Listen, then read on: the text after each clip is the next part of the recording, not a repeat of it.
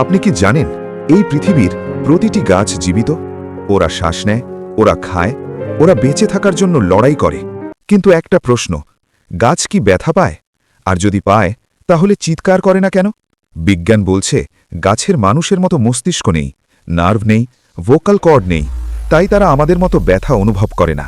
কিন্তু এর মানে এই নয় যে তারা কিছুই অনুভব করে না।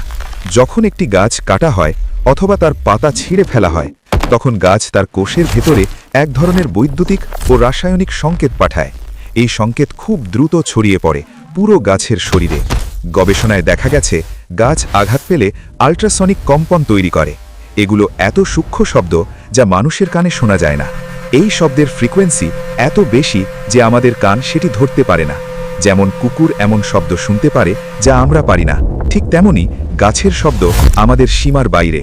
শুধু তাই নয়, গাছ মাটির নিচে শিকড়ের মাধ্যমে একে অপরের সাথে যোগাযোগ করে। ফাঙ্গাসের জালের মাধ্যমে তারা তথ্য আদান প্রদান করে।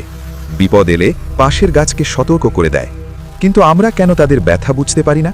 কারণ আমাদের মস্তিষ্ক তৈরি হয়েছে মানুষের ভাষা বোঝার জন্য।